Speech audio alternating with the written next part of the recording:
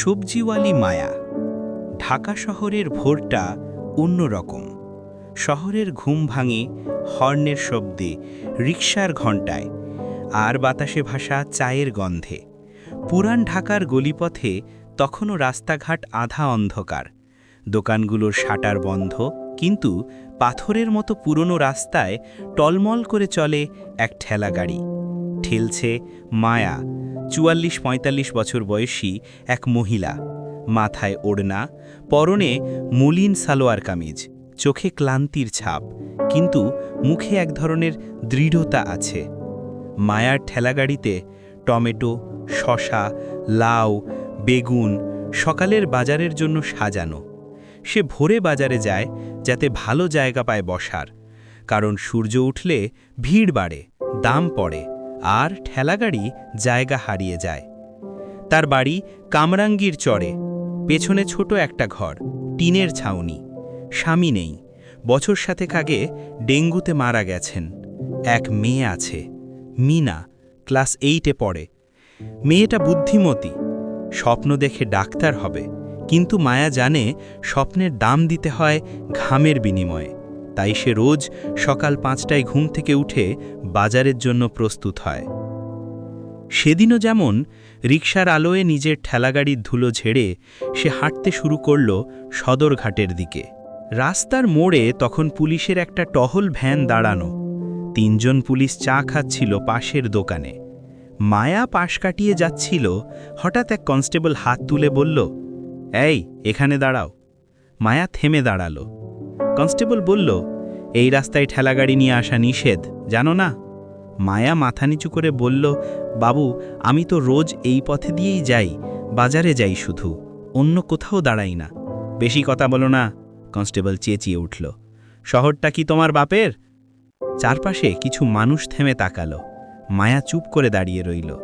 Constable বিরক্ত হয়ে ঠেলাগাড়িটায় লাথি মারল। মাটিতে গুড়িয়ে পড়ল লাল টমেটো, সবুজ লাউ, পাকা মরিচ। একটা টমেটো গড়িয়ে গিয়ে ড্রেনের পানিতে পড়ে গেল। মায়ার বুক কেঁপে উঠল। সে তাড়াতাড়ি নিচু হয়ে সবজি তুলতে লাগল। কণ্ঠ কেঁপে উঠল, বাবু, এভাবে করবেন না, আমার মেয়ের স্কুলের ফি দিতে হবে এই টাকা দিয়ে। পাশে দাঁড়িয়ে থাকা এক দোকানদার ফোন বের করে ভিডিও করতে লাগল। কেউ কেউ বলল, এই পুলিশরা এমন গরিব মানুষকে কিছু বলে না, কিন্তু কেউ এগিয়ে এলো না। কনস্টেবল বিরক্ত হয়ে চলে গেল। তার সহকর্মীরা হাসল। মায়া মাথা নিচু করে মাটিতে বসে রইল, তার হাতের নখে কাদা মাটি, চোখে পানি। তবে সেদিন কিছু বদলে গেল। দোকানদারের তোলা সেই ভিডিও সোশ্যাল মিডিয়ায় ভাইরাল হয়ে গেল। ঢাকায় পুলিশি দুর্ব্যবহার, এক সবজিওয়ালির কান্না। ভিডিওতে দেখা গেল এক মহিলা কাঁদছে, ঠেলাগাড়ি উল্টে পড়ে আছে, আর কিছু মানুষ হাসছে। রাতারাতি ভিডিওটি হাজার হাজার বার শেয়ার হলো। মানুষ লিখল, এই নারী আমাদের লজ্জা দিয়েছে, কারণ আমরা চুপ থেকেছি। কেউ লিখল, বাংলাদেশে এখনও গরিবের সম্মান নিরাপদ নয়। পরদিন সকালে মায়া কিছুই জানত না। সে আগের মতোই বাজারে গিয়েছিল, আগের মতোই বসেছিল রাস্তার পাশে। তবে চারপাশের দৃষ্টিতে কিছু ছিল ভিন্ন। কেউটার কাছ থেকে সবজি কিনে বলল, আপা, আপনার ভিডিওটা দেখেছি, আপনি অন্যায়ের শিকার হয়েছেন। মায়া অবাক হয়ে তাকালো, কোন ভিডিও? লোকটা ফোন বের করে দেখালো। মায়া নিজের চোখে দেখল নিজেকে, নিজের কান্না, নিজের অপমান। তার চোখে জল চলে এলো। সে শুধু বলল, এটা আমার জীবনের লজ্জা, আমি চাই না কেউ এটা দেখুক। কিন্তু খবর থেমে থাকল না। স্থানীয় সংবাদপত্র, অনলাইন পেজ, এমনকি এক টেলিভিশন চ্যানেলও খবরে দেখালো সেই ভিডিও। সবজিওয়ালি মায়ার অপমান, থানার কনস্টেবলের বিরুদ্ধে তদন্ত শুরু। দুপুরে থানার এক সিনিয়র অফিসার নিজে মায়ার দোকানে এলেন। পাশে স্থানীয় সাংবাদিক, ক্যামেরা, মাইক্রোফোন।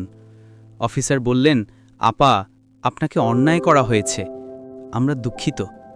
তিনি হাতে দিলেন একটি নতুন ঠেলাগাড়ি ও ৫,০০০ টাকা। ভিড় জমে গেল। কেউ বলল, দেখেন, সরকার ব্যবস্থা নিয়েছে। কেউ মৃদুস্বরে বলল, ক্যামেরা চলে গেলে আবার সব আগের মতোই হয়ে যাবে। মায়া টাকা হাতে নিয়ে কিছুক্ষণ চুপ করে রইল। তারপর নিচু গলায় বলল, বাবু, টাকা লাগবে না, আমি শুধু চাই আমার মতো আর কোনো মা যেন রাস্তায় এমন লজ্জা না পায়। আমার মেয়েকে যদি আপনি একদিন তার স্কুলে ভর্তি হতে সাহায্য করেন, তাতেই আমি খুশি। ক্যামেরা নীরব হলো। অফিসার কিছু বলল না, শুধু মাথা নেড়ে সম্মতি জানালো। কয়েকদিন কেটে গেল। ঢাকার মানুষ অন্য খবর নিয়ে ব্যস্ত হয়ে পড়ল। কিন্তু সেই একটিমাত্র ভিডিওর ঢেউ ছড়িয়ে গেল আরও দূরে। এক সামাজিক সংগঠন মায়ার মেয়ের স্কুলের দায়িত্ব নিল। এক সাংবাদিক তার জন্য একটা ফান্ডরেজ চালু করল, মায়ার নতুন শুরু। তবে মায়া নিজে কখনো নিজের কান্নার ভিডিও আর দেখেনি। সে আগের মতোই সকালবেলা ঠেলাগাড়ি ঠেলে বের হয়, সবজি বিক্রি করে, মানুষকে হেসে মুখে বলে, বাবা টমেটোটা নেন, আজ একদম টাটকা। তবে তার চোখে এক নতুন দৃঢ়তা এসেছে। সে এখন জানে নিজের গলায় যত ছোটই হোক, একটা সত্যি উচ্চারণ করলে সেটাই বদলে দিতে পারে অন্যায়ের দুনিয়া। একদিন সন্ধ্যায় বাজার শেষে মায়া রিকশা করে বাড়ি ফিরছিল। রাস্তায় ট্রাফিক, হর্ন, মানুষ সব মিলিয়ে গরমে ভরা এক বিশৃঙ্খলা। হঠাৎ রাস্তার মোড়ে একটা ছোট মেয়ে রিকশা থামিয়ে ফুল বিক্রি করতে এলো। মায়া তার দিকে তাকিয়ে মৃদু হেসে বলল, মা ফুল বিক্রি করো? মেয়েটা বলল, জি আপা, আম্মা অসুস্থ, তাই এখন আমিই বের হই। মায়ার বুক হালকা কেঁপে উঠল। সে সব ফুল কিনে ফেলল। রিকশা এগিয়ে চলল, আর বাতাসে ভেসে আসছিল ফুলের গন্ধ, একটুখানি শান্তির, একটুখানি মানবতার। সেদিন রাতে মায়া মেয়েকে বুকে জড়িয়ে বলল, মিনা, মানুষকে ভয় পাস না, কেউ অন্যায় করলে চুপ থাকবি না। আমাদের গলা ছোট, কিন্তু সত্যির চেয়ে বড় কোনো আওয়াজ নেই। মেয়েটা হাতে উঠিয়ে তাকালো, চোখে জলজল করে দৃঢ়তা। মায়া বুঝল, এই মেয়েই একদিন তার অসমাপ্ত জীবনের উত্তর হবে। ঢাকা তখনও ব্যস্ত, ট্রাফিক তখনও থেমে থেমে চলছে, কিন্তু সেই কোলাহলের মধ্যেই কোথাও এক নীরব নারী নিজের গলির মধ্যে দিয়ে ঠেলাগাড়ি ঠেলছে, মুখে শান্ত হাসি, চোখে এক অদ্ভুত দৃঢ়তা।